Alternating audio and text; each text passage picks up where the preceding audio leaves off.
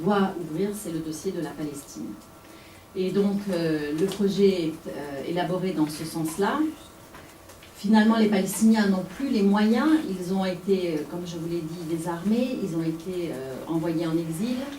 Ils ont aussi également, ils se sont désunis dans le sens où il y a eu un jeu très fin des Anglais pour les diviser pour régner, qui a fonctionné comme dans d'autres endroits, donc entre les deux grandes familles palestiniennes. Et donc on se retrouve en 1947, à la veille du vote du plan de partage à l'ONU, avec une situation où on doit décider du sort de cette Palestine qu'on va découper, et en plus qu'on va découper de manière extrêmement étrange, parce que comme vous le voyez, et que vous allez le voir sur les cartes, on ne le découpe pas en deux de manière cohérente, on découpe par rapport à un certain nombre de régions. En fait, les sionistes ont demandé à obtenir les régions agricoles les plus importantes, et donc c'est un découpage en fonction des intérêts, comme on revient toujours, économiques et agricoles.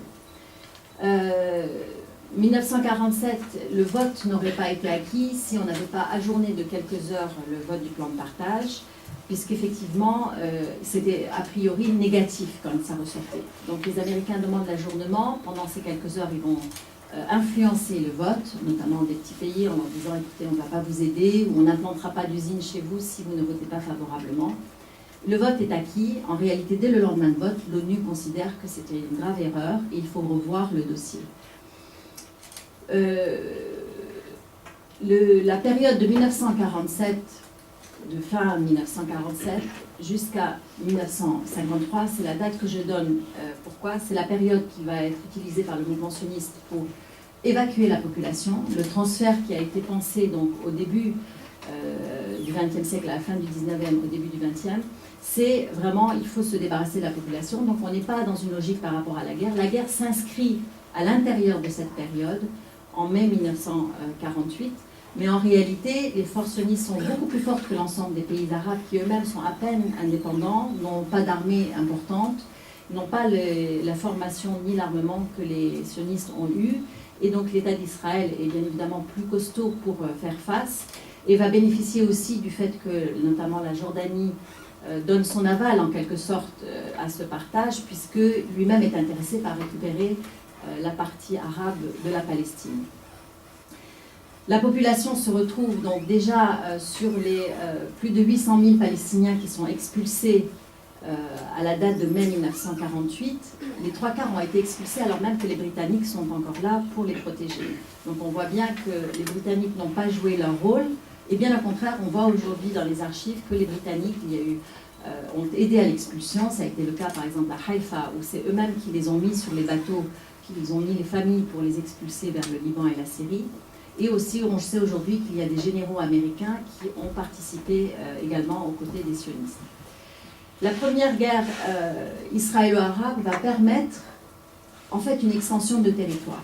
Et là, on est toujours sur ce projet très cohérent qu'on va voir se construire après, puisque 1948 va permettre, au moment de la signature de l'accord d'armistice en 1949, à l'État d'Israël d'augmenter à 78% sa surface sur la Palestine historique.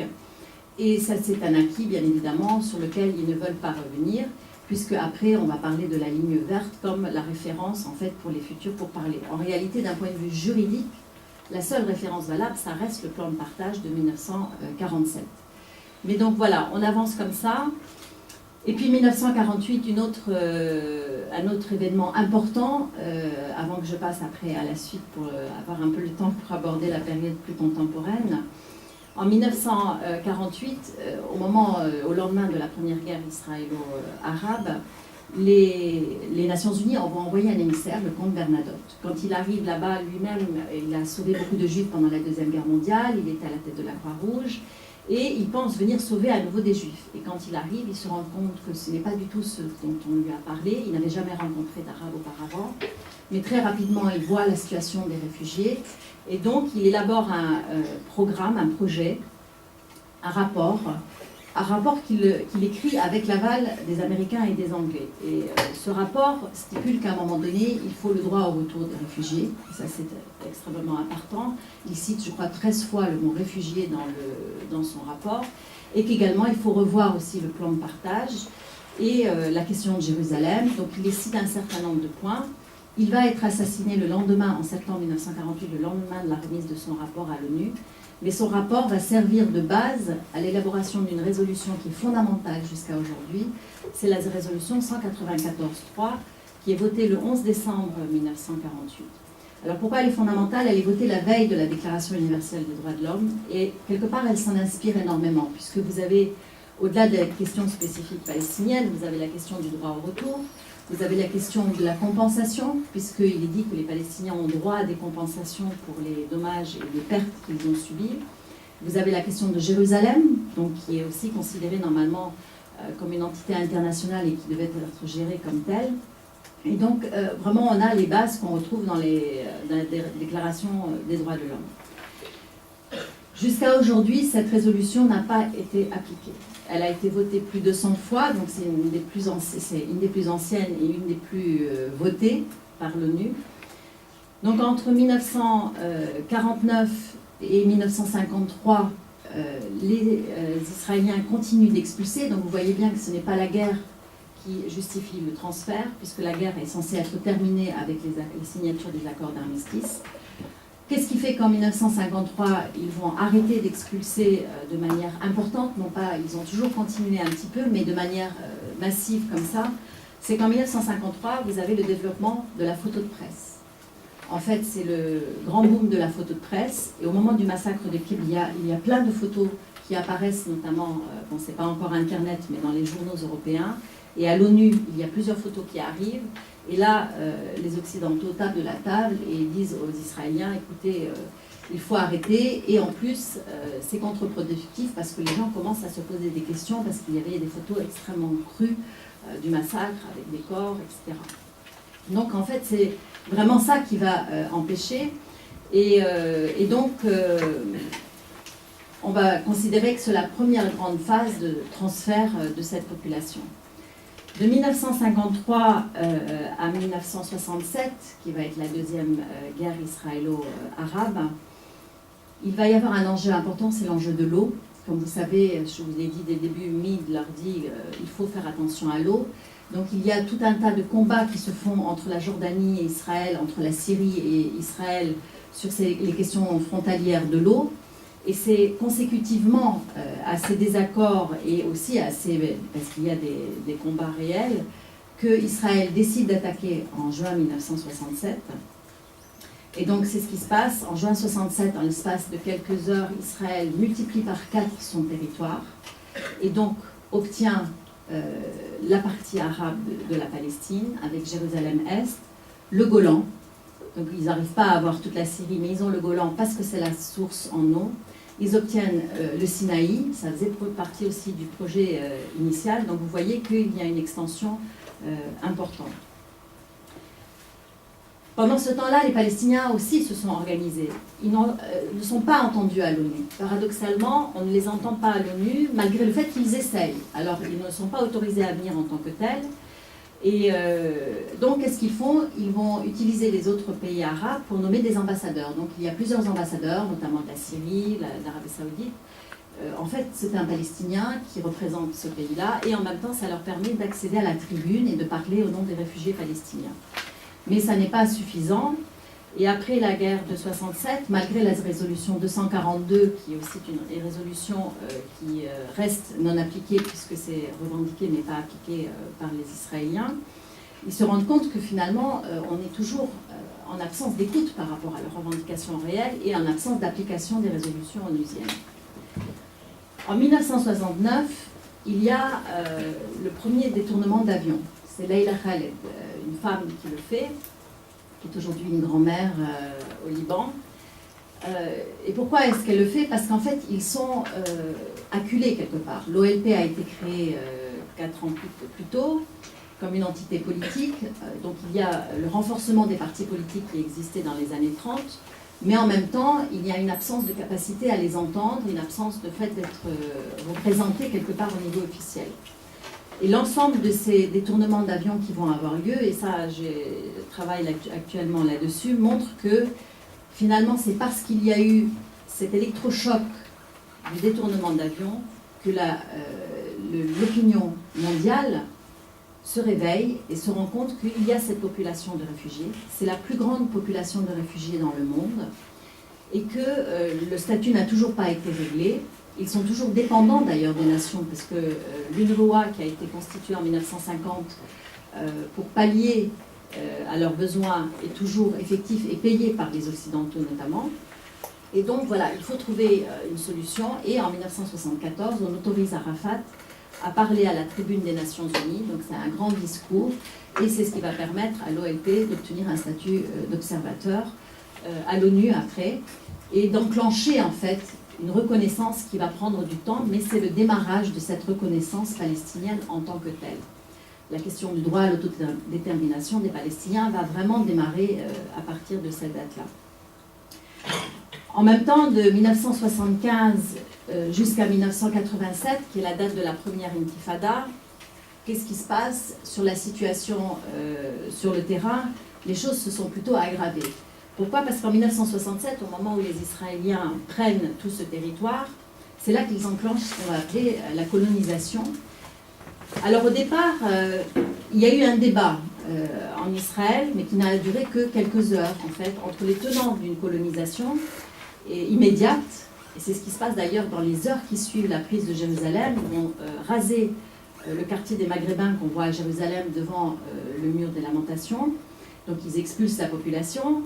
Et en fait, la question, est-ce qu'on enclenche et on continue, ou est-ce qu'on attend de voir avec quel projet nous allons avoir pour la suite?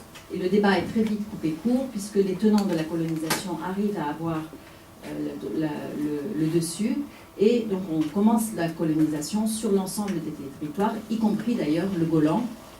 Et c'est une manière en fait d'asseoir la présence sur le territoire et du fait accompli, puisque c'est toujours comme ça qu'ils ont fonctionné.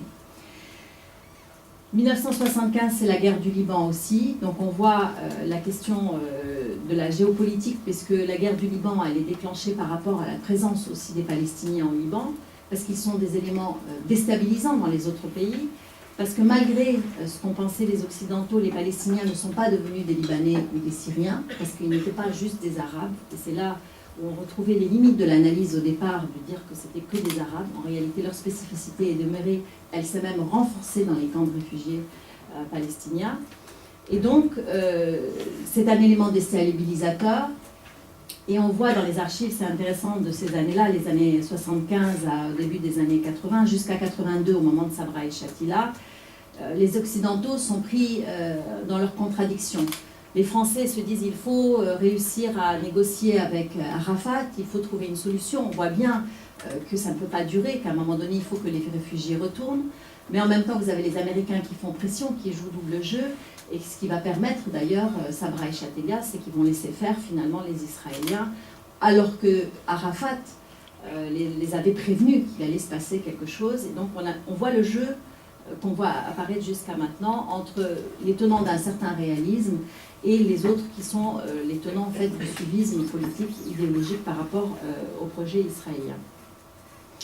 Quand éclate la première intifada en 1987, donc ça fait 20 ans que la colonisation est en marche en Cisjordanie, à Jérusalem-Est, à Gaza et dans le Golan. 20 ans que la situation économique des Palestiniens est catastrophique.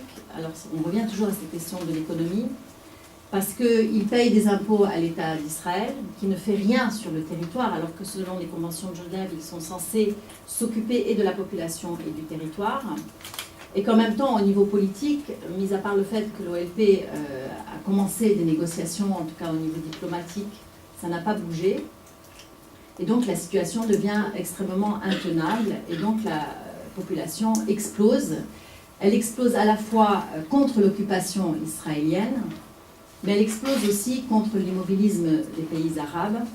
Et c'est ce qui fait qu'à un moment donné, la Jordanie, qui jusque-là se disait toujours intéressée pour s'accaparer la Cisjordanie et Jérusalem-Est notamment, décide de laisser libre cours à l'autodétermination des Palestiniens et de laisser l'OLP comme seul représentant du peuple palestinien. Donc vous voyez, ça ne fait pas très longtemps que finalement, ils ont à la fois la reconnaissance politique et aussi les mains libres, entre guillemets, pour négocier le sort de leur territoire eux-mêmes. La première intifada est très intéressante parce que c'est la première fois qu'on commence à parler des Palestiniens en tant que tels. Jusque-là, l'histoire dit toujours les Arabes, et puis les Palestiniens qui étaient en exil étaient obligés de se dire soit jordaniens, soit libanais, parce qu'on ne considérait pas que les Palestiniens étaient audibles, ou alors, s'ils l'étaient, c'était des terroristes. Donc, c'est vraiment une période charnière, le 1987, et puis aussi parce que on voit vraiment l'image de cette population qui est désarmée, puisque c'est la guerre des pierres. On se rend compte que c'est une population qui a des enfants. Il y a vraiment un tournant psychologique à ce moment-là. Tournant psychologique qui va permettre aux Palestiniens de rebondir et de s'engouffrer dans toutes les négociations possibles. Et c'est ce qui fait qu'un an plus tard, en 1988, l'OLP décide de reconnaître l'État d'Israël et demander à avoir la souveraineté sur les 22% restants. Donc on passe d'un état de rejet avec des négociations qui ne fonctionnaient pas à un état de reconnaissance en disant bah, maintenant, dont acte, Israël existe sur les 78%, mais nous demandons à récupérer nos 22% avec une souveraineté totale sur ce territoire. En réalité, je ne suis pas sûre que les choses auraient vraiment bougé après cela, parce que ça n'a pas fait frémir plus que ça les États occidentaux. D'autant qu'en 1982, il y avait une proposition de l'Arabie Saoudite qui était de la terre contre la paix, qui était du même acabit, c'est-à-dire une reconnaissance de l'État d'Israël en échange de la terre. Et les Israéliens, vous avez vu Sabra et Shatila, n'avaient répondu que par le mépris à cette proposition. Mais ce qui se passe, c'est qu'on a un autre élément qui sort aussi, qui est une résultante du découpage de l'Empire ottoman. Vous avez l'occupation par l'Irak du Koweït, l'invasion par l'Irak du Koweït. Et là, ça change la donne. Parce que là, d'un coup, tout le monde se bouge, les Occidentaux arrivent, et puis les Américains en tête, et ils disent « Ah non, mais ça ne peut pas être comme ça, on ne peut pas occuper un pays ». Et sauf que les États arabes, les Palestiniens en tête, disent mais bon, et de la Palestine, quid quoi? Pourquoi est-ce qu'on réglerait ce problème-là et pas le problème de la Palestine? Donc les Américains sont obligés de céder un tant soit peu, parce que l'Arabie Saoudite quand même dit nous ne participerons à la coalition qu'à condition qu'il y ait un effort de fait sur le dossier palestinien. Et donc c'est ce qui se passe, puisqu'en 1991, vous avez la conférence de Madrid qui a lieu, et qui est censée, et qui est la première réunion officielle entre les Israéliens et l'OLP, même si les Israéliens refusent de s'asseoir à la même table. Bon, ça fait partie du théâtre diplomatique. Mais en même temps, c'est déjà un jeu de dupes. C'est-à-dire que les cartes sont faussées. Les Israéliens ont été obligés de venir à cette conférence, les Américains leur ont imposé, mais en fait, ils ont eux-mêmes, les Israéliens, imposé un agenda. C'est quoi cet agenda? Les Israéliens disent, ben voilà, d'abord on ne veut pas que ce soit l'ONU qui soit le médiateur. Donc l'ONU est organisatrice, mais elle n'est pas médiateur, elle a droit à un strapontin, ils sont dans la salle, mais ce n'est pas eux qui dirigent, ce sont les Américains. Ça, c'est la première condition. La deuxième condition, on ne fait aucune référence à la résolution 194. Il n'y aura aucune référence de fait à la résolution 194. Et la troisième condition, c'est que les Palestiniens soient systématiquement accompagnés des Jordaniens. Et ça, c'est aussi intéressant parce que, normalement, ils en étaient détachés et les Palestiniens devaient négocier pour eux-mêmes. Mais parce qu'en arrière-plan, et c'est ce qu'on voit apparaître aujourd'hui, les Israéliens, en fait, voudraient que les Palestiniens soient toujours sous gestion, quelque part, de la Jordanie. Donc, voilà comment se démarre cette conférence de Madrid, qui va aboutir aux accords d'Oslo. Et comme vous voyez, les prémices étaient déjà phagocytées, donc les accords d'Oslo sont dès le départ mal partis. D'une part parce que Arafat, quand il signe les accords, il est persuadé que c'est une étape, c'est ce qu'on lui dit, que c'est une étape vers le règlement de la question des territoires. Donc qu'est-ce que c'est Oslo? Oslo, c'est le découpage en 3 zones de la Cisjordanie, avec une promesse de dire on va régler les questions ultérieurement sur la question des réfugiés, sur la question de Jérusalem, sur la question de l'eau, sur la question des frontières, alors même que les Américains et les Israéliens, quand ils signent le fameux accord, pour eux c'est une fin, c'est-à-dire que vous allez avoir un système de cantons, que vous allez administrer comme vous administrez un conseil général, local, avec des compétences locales, pas de ministère des Affaires étrangères, pas d'armée bien évidemment, et pas de contrôle des frontières parce qu'on souhaite que le contrôle des frontières, ce soit la Jordanie qui le fasse. Donc on voit qu'ils ont vraiment une logique et qu'ils amènent cette logique jusqu'au bout. Alors bien sûr, vous avez vu Oslo, ça a été le découpage du territoire, ça a été la mise en place de checkpoints, ça a été le renforcement de la colonisation. Alors il y a eu l'épisode Rabin. Rabin, effectivement, qui est apparu à un moment donné comme celui qui allait pouvoir porter finalement le projet plus loin et peut-être faire accéder les Palestiniens à autre chose. Mais bon, il a été assassiné. Je ne sais pas, parce qu'aujourd'hui c'est toujours facile de dire s'il était resté en vie, on aurait eu.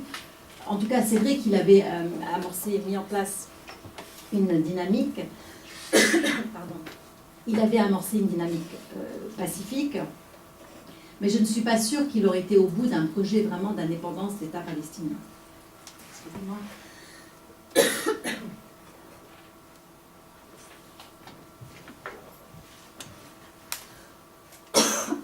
Pardon. Bon, je suis désolée. J'ai un chat dans la gorge.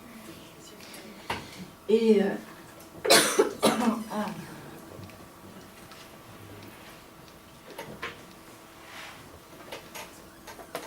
Bon, je suis vraiment désolée. Même si vous voulez. Juste Non, ça va aller. Et donc, les accords d'Oslo se montrent très vite leurs limites. D'ailleurs, Edward Said l'avait très bien dit dès le départ, que finalement c'était un jeu de dupes et que les Palestiniens n'avaient rien à voir. Alors, Arafat, il a joué le jeu, c'est-à-dire qu'il s'est dit, on est dans la dynamique de la diplomatie, de la négociation, on va aller au bout. Et je pense que sincèrement, il croyait pouvoir obtenir plus. En réalité, on a vu que plus ça allait, moins il obtenait. Et que non seulement ça, c'est qu'à la fin, les Israéliens voulaient obtenir qu'il n'y ait même plus de revendication de la part des Palestiniens. C'est-à-dire qu'ils voulaient faire admettre par les Palestiniens qu'ils ne deviendraient plus finalement les moyens d'une colonisation et d'une occupation prolongée. Avec l'élimination d'Arafat, c'est un peu ce qu'on voit sur le terrain aujourd'hui, puisque après la deuxième intifada, qui a été finalement aussi très bien orchestrée, puisque finalement c'est à partir d'une provocation dont les Israéliens savaient exactement quel allait être l'enjeu, à partir de cette deuxième intifada, on a justifié la création du mur, qui est un vieux projet, je le rappelle, israélien. Décidément. Je vais prendre une pastille.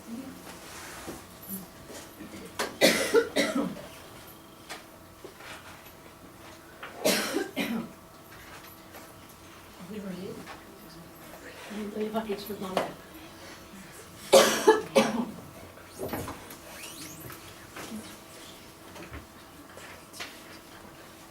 Et donc, à partir du moment où ils vont éliminer Arafat, en tout cas déjà au moins le bloquer au départ, avec la deuxième intifada, ils arrivent à justifier la création du mur. Alors sous le prétexte de la sécurité, en réalité, on voit très bien que la sécurité n'est absolument pas donnée par le mur. Et d'ailleurs, si vous allez à Jérusalem, vous vous en rendez très bien compte, parce que entre une colonie comme French Hill, qui pour ceux qui connaissent à Jérusalem, et le camp de Shofat qui est en face, un sniper peut largement tirer, donc ce n'est pas ça qui sécurise. En fait, le mur est une stratégie, parce que si vous voyez la construction du mur, c'est comme un système de Lego, c'est-à-dire que c'est quelque chose qu'ils vont retirer après progressivement, mais c'est d'asseoir à la fois l'emprise territoriale, c'est-à-dire en même temps la manière de déloger et de recentrer dans les différents cantons les Palestiniens, de s'accaparer les ressources en eau qu'ils ont toujours donc, comme projet. Et donc petit à petit, leur projet de complet contrôle territorial se fait. Et aujourd'hui, on constate que l'autorité palestinienne joue ce rôle de gardien, on va dire, de cette colonisation, entre guillemets, hein, c'est difficile à dire, mais parce qu'ils n'ont pas d'autre choix, ils sont acculés, parce que sinon, systématiquement, on les menace en leur disant on va vous couper les vivres. Aujourd'hui, c'est un territoire qui est complètement sous perfusion des Occidentaux, puisque l'économie palestinienne n'a aucun moyen de se faire, puisque toutes les sorties et les entrées des denrées se font sous contrôle israélien, il n'y a pas d'aéroport, toutes les issues sont contrôlées par eux, l'eau est contrôlée par eux, donc vous voyez bien que sans cette perfusion économique, les Palestiniens ne peuvent pas vivre.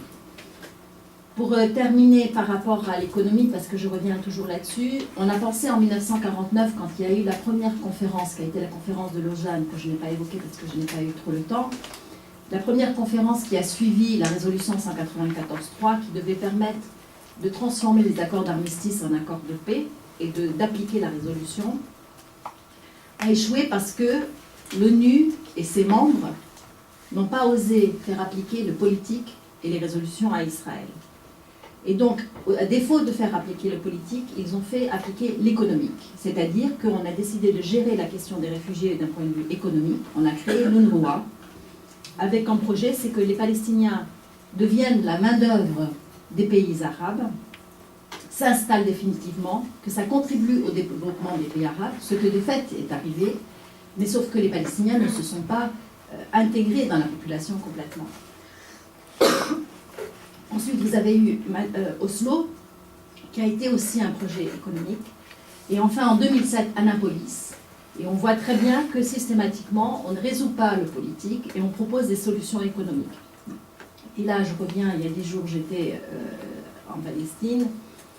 Et c'est vraiment extrêmement clair que le seul agenda qu'on propose aujourd'hui, et le consul général de France, comme je le disais, qui vient d'arriver à Jérusalem, malheureusement, la seule chose sur laquelle on peut s'accrocher aujourd'hui, c'est la dernière directive européenne, puisque l'Europe est le premier partenaire économique de l'État d'Israël. Ça a été le fait que l'Europe décide de ne plus donner de subventions et d'aides pour les projets israéliens dans les territoires palestiniens. Et aujourd'hui, c'est le dernier rempart, en fait, il disait, puisque pour l'instant, aucun État européen, et encore moins les Américains, ne sont décidés à régler la question politique. Et il dit donc qu'il faut continuer à se battre sur ce terrain-là, et il faut donc qu'il y ait absolument, bien sûr, une intervention politique. Ce sera le seul moyen pour les Israéliens de changer de politique et de finalement accepter le droit international à la base. En même temps, deux petits mots sur l'État d'Israël lui-même. 20% de la population est d'origine palestinienne, ce qu'on appelle les Arabes israéliens. C'est le maximum que Ben Gurion avait établi au début des années 30 en disant que dans le futur État, il ne faudrait pas qu'il y ait plus de 20%. Et ce quota est maintenu. Donc il y a toutes les difficultés du monde pour les Palestiniens de faire du regroupement familial, etc. Ils n'ont pas de droit, ce sont des citoyens de seconde zone. Ils ont certes le droit de vote à la Knesset, mais en même temps, ils ne peuvent pas acheter de maison où ils veulent, ils ne peuvent pas acheter de terre. Les places à l'université leur sont réglementées, c'est-à-dire qu'il y a un quota. S'ils font un emprunt à la banque, ils n'ont pas le même taux d'intérêt que les Juifs, c'est une réalité. Et depuis la deuxième intifada, les règles et les lois se font de plus en plus restrictives, au point qu'aujourd'hui, la Nakba est interdite d'enseigner dans les écoles palestiniennes, enfin les écoles arabes d'Israël. Donc voilà un petit parcours historique. Je suis désolée, j'ai été un peu brève sur pas mal de choses, mais j'espère que je pourrai répondre à vos questions pour prolonger. Merci.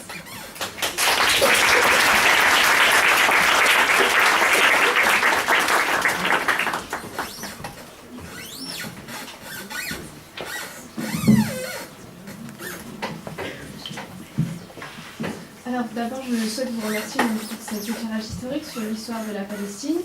Je souhaite également faire une précision sur la chronologie qu'on vous a distribuée. En fait, c'est celle de Dominique Vidal qui est aussi disponible sur le site de la FPS. Donc voilà, pour que ça soit bien clair. Et maintenant, c'est le tour des questions pour la salle. Si vous avez des questions, allez-y. On va prendre plusieurs questions en même temps si vous en avez, s'il y en a.